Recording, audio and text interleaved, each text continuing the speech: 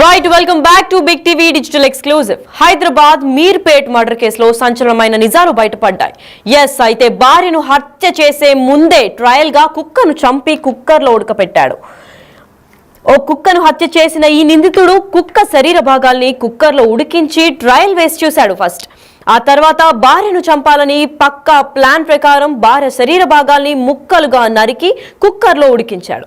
వాటిని ఎండపెట్టి పొడి కొట్టాడు ఈ నిందితుడు గురుమూర్తి. ఆ పొడిని డ్రైనేజ్ నీటిలో కలిపేశాడు. చివరికి తర్వాత జిల్లేలగూడ చెందిన చెరువులోని మిగిలిన భాగాల్ని పడేశాడు ఈ భర్త. క్రైమ్ సినిమాలు చూసి హత్యని ప్లాన్ చేశాడు అని చెప్పాడు గురుమూర్తి. అయితే ఈ మర్డర్ గురించి మరింత సమాచారం ఇవ్వడానికి మా ప్రతినిధి సురేష్ లైన్ లో ఉన్నారు. వారిని తెలుసుకుందాం. సురేష్, చెప్పండి, ముందుగానే పక్కా ప్లాన్ ప్రకారం ముందుగా అంటే భార్యని హత్య చేసే ముందు కుక్కర్ లోపల కుక్కని చంపి ముక్కలు ముక్కలుగా నరికి ట్రయల్ వేశారు. మరి దీని గురించి సమాచారం ఏమైనా ఉందా? మీర్పేట్ హత్య కేసులో సంచలన విషయాలు బయటికి వస్తున్నాయి. గురుమూర్తి భార్యను అత్యంత దారుణంగా హత్య చేసి ఆ తర్వాత కుక్కర్లో ఉడకబెట్టి ఆ అస్థికలన్నిటిని కూడా చెరువులో పడేసినట్టుగా పోలీసుల దర్యాప్తులో తేలింది. ప్రస్తుతం అయితే గురుమూర్తిని అదుపులోకి తీసుకున్నాం. ఇదే ఇంట్లో మీర్పేట్లో ఇదే ఇంట్లో నివాసం ఉంటున్నారు గురుమూర్తి, మాధవి. అయితే పండగ సందర్భంగా పిల్లల్ని అత్తారింటికి పంపించి భార్య భర్త మాత్రమే ఇంట్లో ఉన్నారు. అయితే ముందుగానే ప్రీ ప్లాన్గా భార్యని హత్య చేయాలని చెప్పేసి పథకం వేసుకొని ఆ పథకం ప్రకారమే భార్యని హత్య చేసినట్టుగా పోలీసులు అనుమానిస్తున్నారు. అయితే గురుమూర్తి భార్యని హత్య చేసిన తర్వాత బాడీ ఇంట్లోనే పెట్టి ఒక కుక్కని తీసుకొచ్చి ఆ కుక్క హత్య చేసి ఆ కుక్క విడిభాగాలన్నిటిని కూడా కుక్కర్లో ఉడకబెట్టి ఆ తర్వాత పొడి చేసిన తర్వాత ఎండబెట్టి వాటిని ఆ డ్రైనేజ్లో వేసి అదేవిధంగా పక్కనే ఉన్న చెరువులో కూడా కొన్ని వేసేసిన తర్వాత భార్య మృతదేహాన్ని కూడా ముక్కలు ముక్కలుగా నరికేసి ఆ తర్వాత ఇదే కిచెన్ ఏదైతే మనం చూస్తున్నటువంటి కిచెన్లో ఆ స్టవ్ పైన కుక్కర్లో ఉడకబెట్టి ఆ తర్వాత ఎండబెట్టిన తర్వాత వాటిని పొడి చేసి కొంత భాగాన్ని డ్రైనేజ్లో వేసి మరి మిగతా బొక్కలని మిగతా భాగాలన్నిటిని కూడా చెరువులో పడివేయడం జరిగింది. ఇదంతా కూడా క్రైమ్ సీన్లు కొన్ని యూట్యూబ్ ఛానల్స్కి సంబంధించి గూగుల్లో అన్వేషించిన తర్వాతే ఈ హత్య చేసిన తర్వాత ఈ రకంగా వ్యవహరించి ఉంటాడని చెప్పేసి కూడా పోలీసులు అనుమానిస్తున్నారు. ఆయనకు సంబంధించి అన్ని వివరాలు కూడా సేకరిస్తున్నారు. అసలు గొడవకు కారణం ఏంటి, భార్యని ఇంత దారుణంగా హత్య చేయడానికి గల కారణాలు ఏంటి, దానిపై కూడా పోలీసులు అయితే దర్యాప్తు చేస్తున్నారు. ఆర్మీలో పనిచేసిన గురుమూర్తి రిటైర్డ్ అయిన తర్వాత ఇక్కడే డిఆర్డిఓలో ఆయన సెక్యూరిటీ గార్డ్గా పనిచేస్తున్నారు. ఇద్దరు పిల్లలు కూడా ఇక్కడే ఉన్నారు. స్థానికంగా ఉన్న స్కూల్లో చదివిస్తున్నారు. కానీ ఈ భార్యపై ఇంత కక్ష పెంచుకొని ఇంత దారుణంగా మృతదేహాన్ని కూడా మాయం చేయాలని ఎందుకు ప్రయత్నించాడనే దానిపైనే పోలీసులు ఇప్పుడు ఫోకస్ పెట్టడం జరిగింది.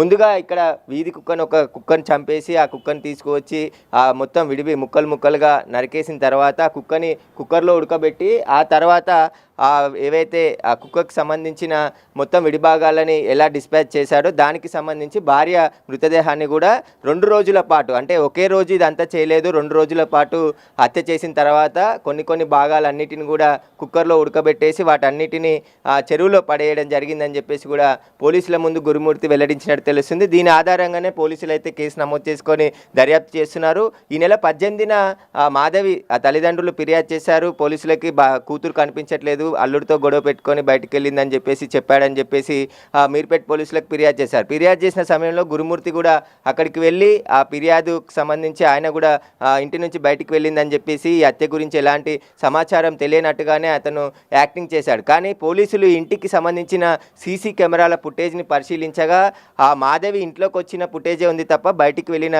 ఫుటేజ్ లేకపోవడంతో ఇంట్లోనే ఏదో జరిగిందని చెప్పేసి పోలీసులు అనుమానించి అదేవిధంగా గురుమూర్తి అనేక సార్లు ఒక బకెట్తో బయటికి వెళ్ళినట్టు సీసీ కెమెరాలో రికార్డ్ అయింది. ఆ రికార్డ్ అయిన ఫుటేజ్ ఆధారంగానే గురుమూర్తిని అదుపులోకి తీసుకొని విచారించగా ఈ హత్యకు సంబంధించిన మొత్తం ఉదంతం బయటపడింది. ఇంట్లో ఉన్న మిగతా రెంట్ వాళ్ళు కూడా ఖాళీ చేసి భయపడి వెళ్ళిపోయారని చెప్పేసి కూడా చెప్తున్నారు. ఎందుకంటే ఇంత దారుణంగా హత్య చేయడానికి గల కారణాలు ఏంటనే దానిపై కూడా పోలీసులు అయితే దర్యాప్తు చేస్తున్నారు. ఈ హత్యని అంటే సినిమాల్లో కానీ ఆ యూట్యూబ్స్ గూగుల్లో కొన్ని వీడియోలు వెతికి ఎలా ఆ మృతదేహాన్ని కనబడకుండా చేయాలనే ఒక రీల్స్ అన్నీ కూడా చూసిన తర్వాతే గురుమూర్తి ఈ విధంగా హత్య చేసి ఉంటాడని చెప్పేసి కూడా భావిస్తున్నారు. ఇదే ఇంట్లో ఇదే పోర్షన్లో గురుమూర్తి ఆయన భార్య పిల్లలు ఉంటున్నారు. అయితే పిల్లలు సంక్రాంతి పండుగకు ఊరికి వెళ్ళారు. వచ్చారు. ఊరికి వెళ్ళి వచ్చిన తర్వాత వాళ్ళు వచ్చేలోపే భార్యని హత్య చేయాలని చెప్పేసి పథకం ప్రకారం హత్య చేసినట్టుగా గుర్తించారు. కాబట్టి ప్రస్తుతం గురుమూర్తి పోలీసుల అదుపులో ఉన్నాడు. ఆ తల్లిదండ్రులు ఇచ్చిన ఫిర్యాదు మొదట మిస్సింగ్ కేసు నమోదు చేసి ఇప్పుడు మర్డర్ కేసుగా నమోదు చేయడం జరిగింది. పోలీసులు అన్ని కోణాల్లో దర్యాప్తు చేస్తున్నామని చెప్తున్నారు. ఇదే ఇంట్లో ఈ మెట్ల మార్గాన గురుమూర్తి వెళ్ళడం జరిగింది.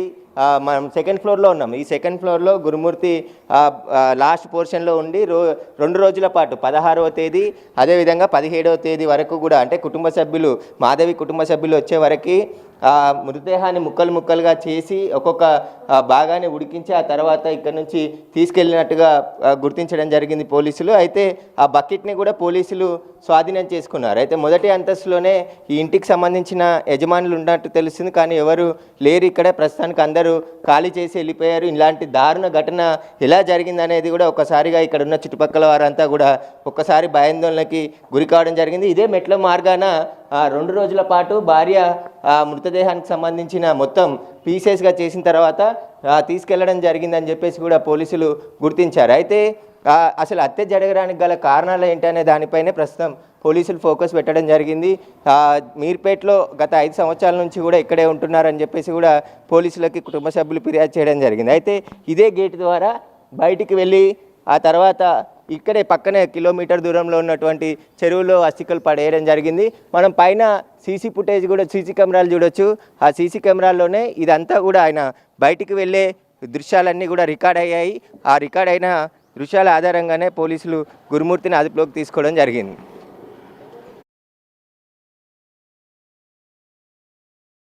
పేట్ మర్డర్ కేసులో సంచలనమైన నిజాలు బయటపడ్డాయని చెప్పుకోవచ్చు. ఎందుకంటే భార్యను హత్య చేసే ముందే ట్రయల్ కోసం ఓ కుక్కను హత్య చేసి మరీ నిందితుడు కుక్క శరీర భాగాల్ని కుక్కర్లో ఉడికించి ట్రయల్ వేసి చూశాడు.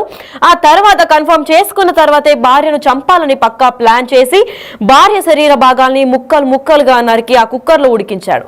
వాటిని ఎండపెట్టి తర్వాత పొడి కొట్టాడు ఈ నిందితుడు. నిందితుడు పేరు గురుమూర్తి. ఆ పొడిని కూడా ఏమాత్రం డౌట్ రాకుండా డ్రైనేజ్ నీటిలో కలిపేశాడు ఈ నిందితుడు. అయితే జిల్లెలగూడకు చెందిన చెరువులో మిగిలిన భాగాల్ని కూడా పడేశాడు ఈ భర్త. క్రైమ్ సినిమాలు చూసి లేదా యూట్యూబ్ లో ఇలాంటివన్నీ చూసి హత్యలు ప్లాన్ చేశాడు గురుమూర్తి. అయితే ప్రకాశం జిల్లా జేపీ చెరువుకు చెందిన గురుమూర్తి ఎక్స్ ఆర్మీ అయ్యుండి అంటే డిఆర్డిఓలో అవుట్ సోర్సింగ్ సెక్యూరిటీగా పనిచేస్తున్నాడు. డిఆర్డిఓ అంటే defence research and development organisation లో ఒక సెక్యూరిటీ గార్డ్. అంటే ఆర్మీ అనగానే అందరికీ భద్రత కల్పించాల్సింది పోయి ఇంత ఘోరంగా ఇంత క్రూరంగా ఒక వైఫ్ ని హత్య చేశాడు అంటే దీనికి గల కారణాలు ఏంటి అని పోలీసులు ఇంకా తీవ్ర స్థాయిలో దర్యాప్తు చేపడుతున్నారు. అయితే ఈ ఘటన పైన పోలీసులు కూడా ఒక ప్రెస్ తో సంభాషించారు. అసలు పోలీసులు దీని గురించి ఏం మాట్లాడుతున్నారో ఒకసారి విందాం. తేదీ 18/1/2025 నాడు సుబ్బమ్మ భర్త పేరు వెంకటరమణ అనే మహిళ ఫిర్యాదురాలు పోలీస్ స్టేషన్కి వచ్చి ఫిర్యాదు ఇవ్వడం జరిగింది. ఆమెకి 3 కుమార్తెలు సంతానము. పెద్ద కుమార్తె అయిన మాధవిని సుమారు 13 సంవత్సరాల క్రితము గురుమూర్తి అనే వ్యక్తికి ఇచ్చి మ్యారేజ్ చేయడం జరిగింది. వీళ్ళిద్దరిది కూడా ప్రకాశం డిస్టిక్. గురుమూర్తి అనే వ్యక్తి ఆర్మీలో పనిచేసి రిటైర్ అయ్యి ప్రస్తుతం కంచన్బాగులో సెక్యూరిటీ గార్డ్గా పనిచేస్తుండ్రు. గత 5 సంవత్సరాలుగా మన వెంకటేశ్వర కాలనీ జిల్లెలగూడలో ఉంటుండ్రు. ఉన్న తర్వాత ఫిర్యాదు ఇచ్చిన సుబ్బమ్మ దాంట్లో ఇచ్చిన కంప్లైంట్ ఏందనగా 16వ తారీఖు ఈ నెల జనవరి 16వ తారీఖు తన కుమార్తె మాధవికి అల్లుడికి గురుమూర్తికి ఇద్దరికి చిన్నపాటి గొడవ జరిగిందని, ఆ గొడవ జరిగితే మధ్యాహ్నం 12 o'clock ఆ సమయంలో ఈ మాధవి ఇంటి నుంచి వెళ్ళిపోయిందని చెప్పి ఫిర్యాదు ఇవ్వగా ఆమె ఫిర్యాదు మేరకు కేసు నమోదు చేయడం జరిగింది. అటు కేసు నెంబరు 81/2025. అటు కేసు విచారణలో ఉంది, దర్యాప్తు చేస్తున్నాము. పోలీసులు తనదైన శైలిలో విచారించగా తానే హత్య చేసినట్టు పోలీసులకి ఒప్పుకున్నాడు. లొంగిపోయాడు భర్త. ఎందుకింత క్రూరంగా చంపాడు అని చెప్పి దీనిపైన అయితే తీవ్ర స్థాయిలో దర్యాప్తు చేస్తున్నారు. అయితే ఈ ఘటన జరిగిన తర్వాత ఆ ఇంటికి సంబంధించిన ఓనర్లు ఇంకా పక్కన ఇరువైపులా ఉన్న నేబర్స్ కూడా భయపడి భయాందోళనకు గురై అక్కడికక్కడే ఖాళీ చేసి వెళ్ళిపోయినట్లు చూస్తున్నాం. అయితే ఇప్పుడైతే ఈ భర్త ఎవరైతే భార్యని ఇంత క్రూరంగా చంపై కుక్కర్లో వేసి పొడి చేసి ఆ అస్థికలన్నింటినీ కూడా ఏదైతే చెరువులో బారేశారో ఆ నిందితుడిని అయితే పోలీసులు ఇప్పటికే అదుపులో పెట్టుకున్నారు. అయితే విచారణ కొనసాగించిన తర్వాత అనంతరం ఏంటి, ఏ శిక్ష పడుతుంది, అసలు ఎందుకు చేశాడు అన్న దీనిపైన కూడా పోలీసులు బయటకు వచ్చి మళ్ళీ వెల్లడించే సమయం మనం వేచి చూడాలి.